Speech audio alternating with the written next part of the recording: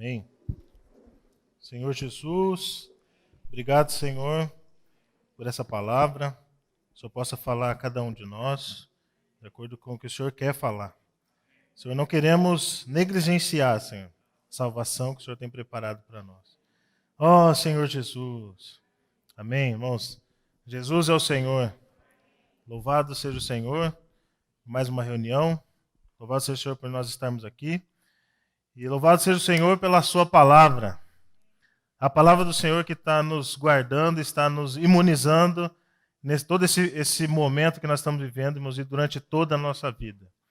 Então eu queria fazer essa pergunta para os irmãos. Irmãos, como escaparemos nós se negligenciarmos tão grande salvação? Você vai, irmãos, ou você quer negligenciar a salvação que o Senhor preparou para você? Você quer, irmãos? Não, não quero. Misericórdia, né, irmãos?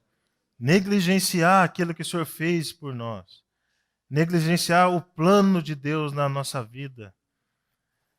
Ó, Senhor Jesus. Então, essa palavra, irmãos, dessa semana, é a palavra que muitos de nós, inclusive, já ouviu e já desfrutou.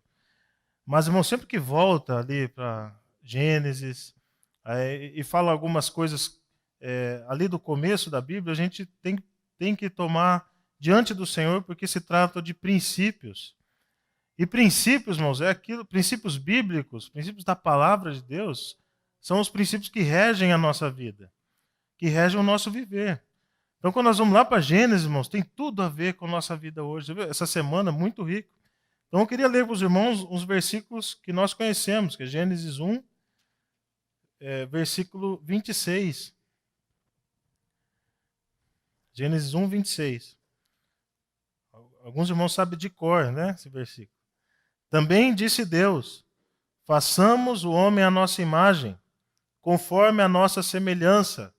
Tenha ele domínio sobre os peixes do mar, sobre as aves dos céus, sobre os animais domésticos, sobre toda a terra e sobre todos os répteis que rastejam pela terra. Então, quando nós voltamos para Gênesis, irmão, nós vemos versículos maravilhosos como esse, cheios da revelação da vontade de Deus.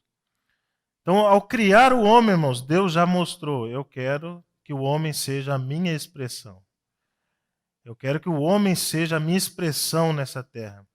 Eu criei algo, eu criei um ser que vai ser a minha multiplicação nessa terra. Por isso eu fiz ele a nossa imagem, né? Deus fala no plural, Deus triuno, a nossa imagem conforme a nossa semelhança. Nada, irmãos, do que foi criado, sem ser o homem, tem essa capacidade, irmãos. Não importa quão grande é, ou quão maravilhoso pareça aos nossos olhos, ou quão deslumbrante possa ser, irmãos, somente o homem foi criado à imagem e semelhança de Deus. À toa, irmãos? Deus faz alguma coisa à toa, sem propósito? Não, Deus fez isso para que ele pudesse entrar no homem e se multiplicar através do homem na terra e ter a sua expressão. Ó, Senhor Jesus! E Deus fez homem e mulher e colocou eles no jardim e deu uma ordem para eles. Certo, irmãos? Qual foi essa ordem? Pode comer de tudo. Porém, vamos ler, Gênesis 2, versículo 15, a partir do 15. Tomou, pois, o Senhor Deus ao homem e o colocou no jardim do Éden para o cultivar e o guardar. 16. E o Senhor Deus lhe deu esta ordem: de toda a árvore do jardim comerás livremente. Versículo 17. Amém? Mas da árvore do conhecimento do bem e do mal não comerás, porque no dia em que dela comeres, certamente morrerás. Ó Senhor Jesus. O Senhor deu uma única ordem: cultiva, guarda, e de todas essas árvores que você está vendo, pode comer todas. Menos uma. Menos uma. E adivinha o que aconteceu, né? Capítulo 3, irmãos, a partir do versículo 1. Nós vamos ler esses versículos para nós contextualizarmos, tá, irmãos? E revermos essas coisas tão importantes para nós. Mas a serpente, versículo 1 do capítulo 3, mais sagaz que todos os animais selváticos que o Senhor Deus tinha feito, disse à mulher: é assim que Deus disse? Não comereis de toda a árvore do jardim? Irmão, Satanás, ele é astuto. E ele usa, às vezes, a palavra que Deus fala para tentar nos enganar. Para nos afastar do plano dele. Para nos afastar, nos levar a desobedecer, para nos levar à rebeldia. Respondeu-lhe a mulher: do fruto das árvores do jardim podemos comer. 3. Mas do fruto da árvore que está no meio do jardim, disse Deus: dele não comereis, nem tocareis nele, para que não morrais. Irmãos, aqui Eva tinha até a noção do que Deus tinha feito. Apesar de não estar muito correto o que ela fala, porque o Senhor falou que se eles comerem daquele fruto, certamente morreriam. Aí Eva acrescentou a questão de tocar, mas Deus não tinha falado isso. Então pode ver que ela tinha uma certa dúvida, né? Era meio confusa quanto à ordem de Deus. Versículo 4. Então a serpente disse à mulher: é certo que não morrereis, porque Deus sabe que no dia em que dele comerdes, se vos abrirão os olhos, e como Deus sereis conhecedores do bem e do mal. Vendo a mulher que a árvore era boa para se comer, agradável aos olhos, e a árvore desejável para dar entendimento, tomou-lhe do fruto e comeu, e deu também ao marido, e ele comeu. Lógico, né, irmãos? Se a mulher pegou, deu para o marido, é lógico que ele ia comer, né? Isso aí não tem dúvida.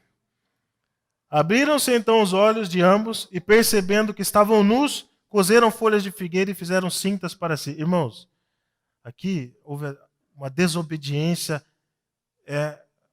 um ataque à ordem de Deus. Não foi uma mera desobediência, eles realmente fizeram ao contrário do que Deus falou. E comeram do fruto da árvore que não podia comer. Então a rebeldia, irmãos, a desobediência, gerou a queda do homem. E ele abriram os olhos e, percebendo que estavam nus, coseram folhas de figueira e fizeram cintas para si. O pecado entrou no homem. E o pecado, irmãos, fez ele perceber as coisas que ele não tinha percebido. E uma outra coisa que o pecado fez, irmãos, como resultado desse pecado, o homem quis se justificar por ele mesmo. Então, por isso que nós somos tão bons, irmãos, em dar desculpas dos nossos próprios erros, né? E a primeira coisa que o homem fez quando caiu foi tentar se justificar. Colheram, né, folhas de figueira e fizeram cintas. Isso é uma justificação humana. Tão frágil, irmãos, a nossa justificação, quanto folhas de uma árvore, que hoje está verde e amanhã seca e se vai. Versículo 8. Quando ouviram a voz do Senhor Deus, que andava no jardim pela viração do dia, esconderam-se da presença do Senhor Deus, o homem e sua mulher, por entre as árvores do jardim. O que o pecado causa também, irmãos? O homem quer se esconder da face de Deus, quer se esconder de Deus. Hoje em dia, irmãos, como está a humanidade que não conhece o Senhor? Elas não estão simplesmente afastadas de Deus, irmãos. Elas se escondem de Deus. Elas não querem ver a face de Deus, elas não querem a palavra de Deus. Sabe por quê, irmãos? Porque a face de Deus e a palavra de Deus condena aquilo que elas praticam. Condena aquilo que elas são. Condena o pecado que está nelas. Ama todas as pessoas, mas a palavra de Deus, irmãos, condena o pecado. A presença de Deus, irmãos, no pecado não suporta a presença de Deus. A humanidade hoje está imersa em pecado, irmãos. E qual que é uma grande estratégia? Afastar a palavra de Deus de perto. Muitos tentam até desacreditar a palavra de Deus. Muitos querem que até algumas leis sejam mudadas e não levem em consideração. Por quê, irmãos? Não é uma questão, irmãos, de simplesmente política. Nós sabemos o que está acontecendo. Nós sabemos o que está sendo preparado para o anticristo, para a volta do Senhor. Então nós não podemos olhar as coisas simplesmente como elas aparecem. Nós precisamos ver com os olhos espirituais e ver que isso é uma guerra, irmãos. Uma guerra espiritual, uma guerra que está sendo travada. Satanás está colocando para afastar a palavra de Deus das pessoas. Colocando princípios e colocando valores que são totalmente contrários ao que Deus é e ao que Deus quer. Amém? 9. E chamou o Senhor Deus ao homem e lhe perguntou: onde estás? Louvado seja o Senhor, irmãos. Temos todo o homem tão corrompido, complicado, a humanidade pecadora, e Deus está lá: onde estás? E Deus está procurando o homem. E Deus procura e nos chama: onde estás? Deus, irmãos, o exemplo que está no alimento diário, foi muito bom que eu vou usar ele, né? Nós somos deu o exemplo de um parque muito lotado, né, de diversões, e os pais perdem uma criança pequena, de 3, 4 anos. Qual que é a percepção, irmãos, da criança e a percepção dos pais? A criança, por ter pouca idade, talvez ela não perceba a gravidade que é estar perdida, né? E talvez chore um pouco, mas e para os pais, irmãos, que têm total consciência dos perigos que ela está correndo? Deve ser um desespero, irmãos. Deve ser desesperador ter uma situação dessa. Graças a Deus eu nunca vivi isso, né, com a minha filha, mas deve ser algo que aterroriza os pais, né? Aí o irmão fala dessa questão quando o homem perde a presença de Deus. Às vezes nós, irmãos, como homens, não temos a total percepção da gravidade que é isso, que é não estar na presença de Deus. Mas Deus sabe, irmãos. Por isso que Deus vem e busca a presença do homem. Deus sabe que ele precisa do homem para se expressar. Ele escolheu isso, o Senhor que escolheu, irmãos. Ele colocou no plano dele que ele ia usar o homem. E se o homem se afastar dele, esse plano não consegue cumprir. Então Deus busca a presença do homem. Deus quer a sua presença, irmãos. Às vezes nós falamos, e claro, eu preciso muito da presença do Senhor. Mas, irmão, o Senhor quer a sua presença.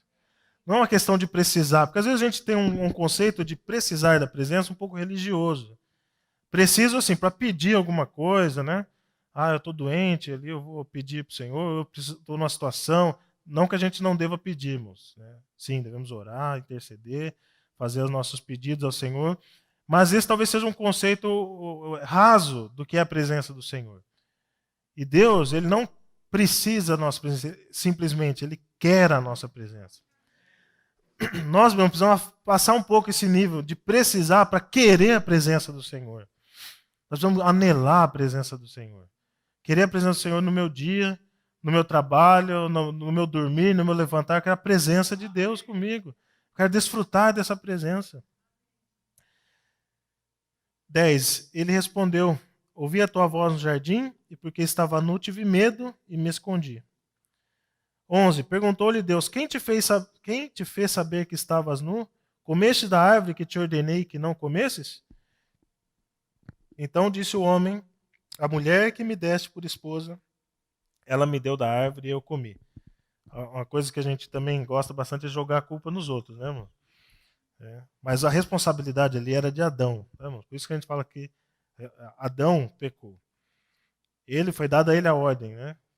Cultivar, guardar, e era a sua responsabilidade. Disse 13: disse o Senhor Deus à mulher: que é isso que fizeste? Respondeu a mulher: a serpente me enganou e eu comi. Então o Senhor Deus disse à serpente: visto que isso fizeste, maldita és entre todos os animais domésticos e o és entre todos os animais selváticos. Rastejarás sobre o teu ventre e comerás pó todos os dias da tua vida. Versículo 15, irmãos, aqui é o versículo chave. Porém, inimizade entre ti e a mulher, entre a tua descendência e o seu descendente. Este lhe ferirá a cabeça e tu lhe ferirás o calcanhar.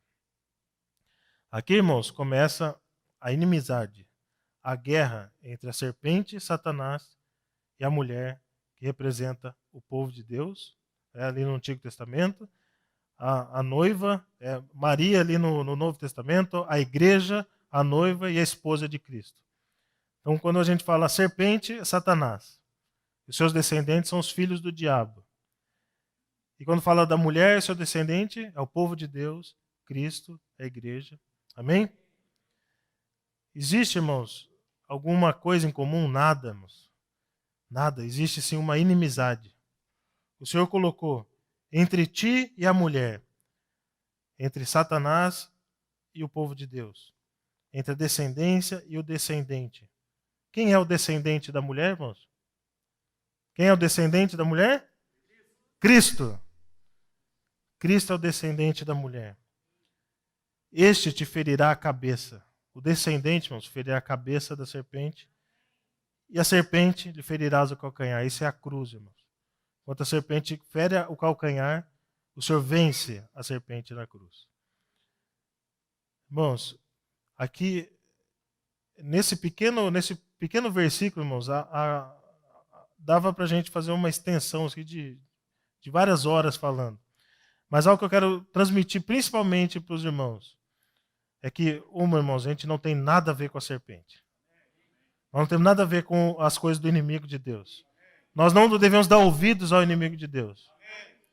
Por outro lado, irmãos, nós somos o povo de Deus. Nós somos a noiva de Cristo hoje. Nós somos a igreja. Louvado seja o Senhor. E se a gente pegar lá Apocalipse 12, irmãos, essa mulher, ela encontra-se grávida. E gera o que, irmãos? O filho varão. O que é, irmãos, isso? Os vencedores. São os vencedores. Então, por que nós estamos aqui, irmãos? Para ser vencedores. Nós estamos na igreja, nós estamos na mulher, para ser vencedores, irmãos. Para vencer, irmãos, o pecado. Para vencer a morte. Para vencer o inimigo de Deus. Ele já foi vencido, irmãos. Ele já foi vencido. Na cruz ele foi vencido, amém? Louvado seja o Senhor, irmãos. Agora eu preciso colocar isso na minha vida. Eu preciso tomar isso para a minha vida. Subjetivamente, eu venci. Porque Cristo venceu. Senhor Jesus. E aqui, irmãos, parecia tudo... nesse cenário aqui, se a gente lê, né, só Gênesis capítulo 3, até aqui parece que tudo que o Senhor fez ficou perdido, né? O Senhor deu uma ordem, o homem ia expressar, mas o homem se corrompeu. Mas louvado seja o Senhor, irmãos. Aqui o Senhor começa a preparar uma salvação. Uma doença, irmãos, entrou na humanidade aqui, certo? Que doença que é essa, irmãos? Doença do pecado, da morte. Eles comeram, irmãos. Eles morreram imediatamente, irmãos? Não morreram. Mas o vírus do pecado entrou neles. E a morte, então, passou a ser parte do homem. O homem que foi criado para expressar Deus, para ter a vida eterna, começou a conhecer a morte por causa desse vírus do pecado. E esse vírus, irmãos, começou a trabalhar no homem, e logo depois, no capítulo 4, já tem um primeiro homicídio. Porque esse vírus é rápido, irmãos. Esse vírus é rápido. Ele começou a se espalhar pelo organismo do homem e corromper o homem. Mas o Senhor também começou a preparar, aqui, irmãos, já começou a preparar a vacina. Louvado seja o Senhor. Irmãos, imagina agora, na situação que nós estamos vivendo de pandemia, desse uma notícia agora na TV, a partir de amanhã tem vacina para todo mundo. Como que estaria os postos de saúde amanhã, Mário? O pessoal ia correndo para lá. Pela situação que está hoje em dia, você não correria para tomar uma vacina, irmãos? Uma situação de calamidade. Irmãos, nós temos a vacina contra o vírus do pecado. Nós devemos estar desesperados, irmãos, para tomar uma dose dessa vacina todo dia, todo momento. A humanidade, irmãos, devia estar fazendo fila. A Bauru devia estar fazendo fila para ouvir essa palavra. Para poder receber essa imunização. Para poder receber a vacina. O que é essa vacina, irmãos? É Cristo, é a vacina. Aí a partir do versículo 16, aí no versículo 21 de Gênesis 3 fala: fez o Senhor Deus vestimenta de peles para Adão e sua mulher e o vestiu. Aqui, irmãos, o Senhor começou a mostrar como seria a vacina. Teria que ter um sacrifício. Teria que ter um sacrifício vivo. E a história, irmãos, da humanidade, vai ler Gênesis 4, aí tem Caim e Abel, depois tem a questão de Noé, e vai, irmãos. É uma história de Deus buscando o homem. É a história de Deus buscando a presença do homem e Deus resgatando o homem. Mas, irmãos, a vacina eficaz veio 4.000 anos depois, com Cristo. Louvado seja o Senhor, irmãos. Que ele veio como homem, ele veio em semelhança ao pecado, mas sem pecado. Ele veio, viveu aqui entre nós, teve o viver perfeito, Deus na carne. E ele se fez sacrifício por cada um de nós, irmãos. Para hoje nós podemos invocar e falar: Senhor Jesus, eu creio com o meu coração e eu confesso com a boca e eu recebo a vacina da salvação.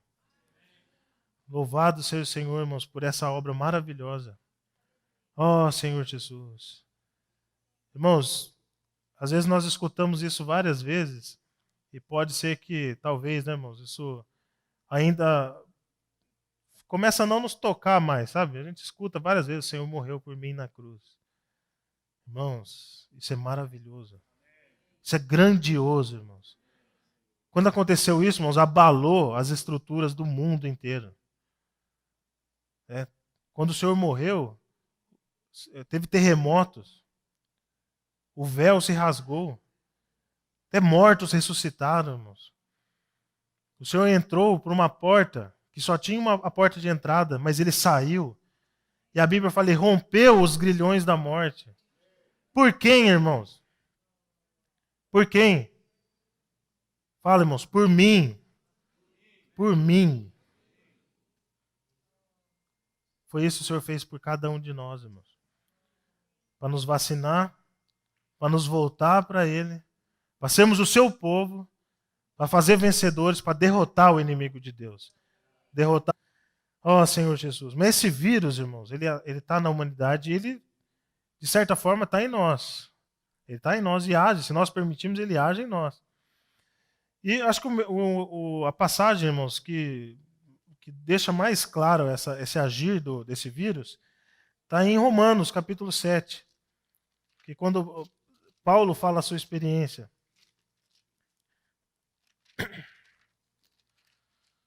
Romanos 7, versículo 15.